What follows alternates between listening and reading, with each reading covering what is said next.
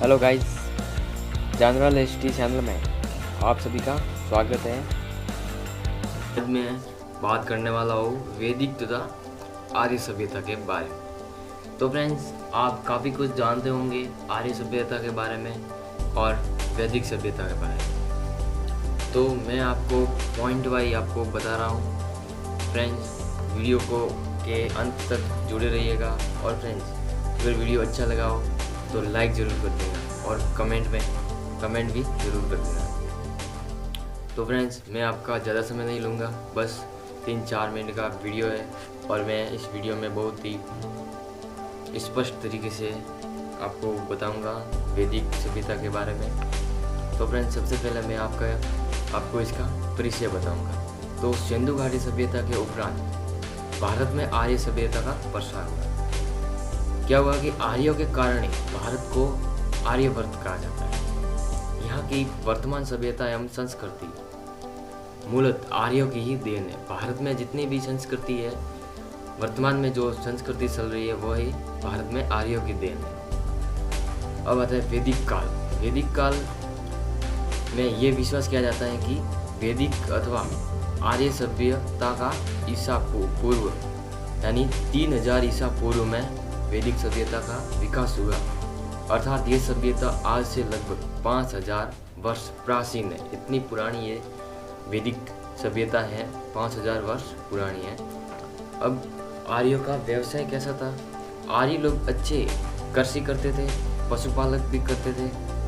वे संगठित ग्रामीण जीवन व्यतीत करते थे। वह एक साथ मिलकर रहते थे। वे व्यापार भी करना जानते थे कि व्यापार किस प्रकार होता है, और समुद्री मार्ग से विदेशों में व्यापार करने के लिए और सांस्कृतिक संपर्क बनाए रखने के लिए वह एक स्थान से दूसरे स्थान जाते थे। आर्य प्रकृति की पूजा करते थे और उनकी शक्तियों में अग्नि, जल, वायु आदि को देवता मानते थे। अरुण, वरुण, वायु, रुद्र, सूर्य, इंद्र उनके प्रमुख देवता थे। वो लोग उनकी पूजा करते थे और वे यज्ञ करते थे और मंत्र पाठ भी करते थे। और आर्य थे, वो यज्ञ और मंत्र पाठ में बहुत ही एक्सपर्ट होते थे।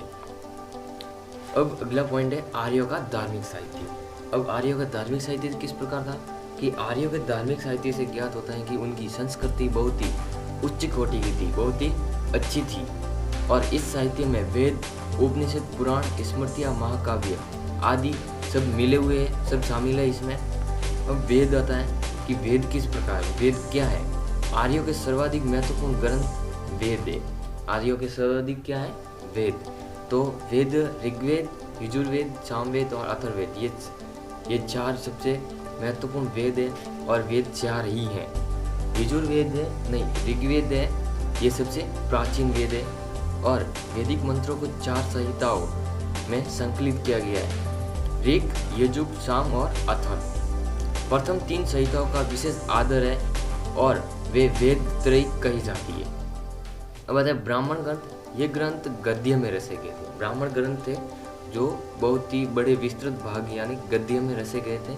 इनमें यज्ञ से संबंधित नियम, कर्म कांडों का संग्रह इसमें मिला हुआ है। ऐत्रेय और कौशिक की ब्राह्मणों का ऋग्वेद से, तांडेव महाब्राह्मण और जैमिनी का सामवेद से, शतपथ का यजुर्वेद से और गोपद का अथर्ववेद से संबंधित है। अब आरण्यक है कि आरण्यक क्या है?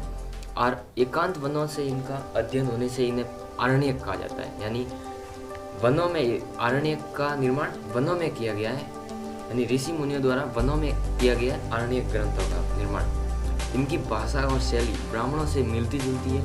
उदाहरण के लिए मैं बता दूं कि ऐत्रेय आरण्यक और ऐत्रेय ब्राह्मण का ही अंग है। ऐत्रेय आरण्य और ऐत्रेय ब्राह्मण ग्रंथ का ही एक अंग है। अब आता है उपनिषद। ये आर्यों के दार्शनिक ग्रंथ है। इनमें आत्मा और ब्रह्म के संबंध में उच्च कोटि का दार्शनिक संतन किया गया है। वैसे तो इनकी संख्या 100 से ऊपर है, लेकिन इनमें जो मेन है, जो प्रसिद्ध है, वह 11 उपनिषद अधिक प्रसिद्ध है, बहुत ही।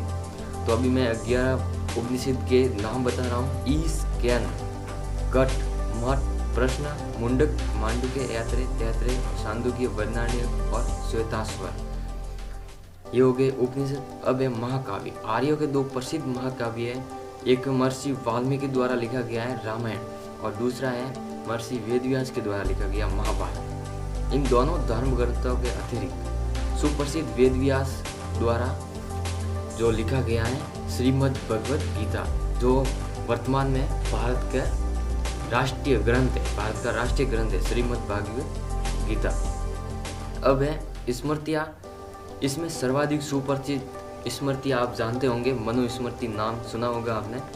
इसे धर्मशास्त्र भी कहते हैं। इसमें मनुष्य एवं समाज की व्यवस्था हेतु नियमों का संकलन है। मनु को हिंदू विधि विधान रचयिता, हिंदू लॉ गिवर कहा जाता है।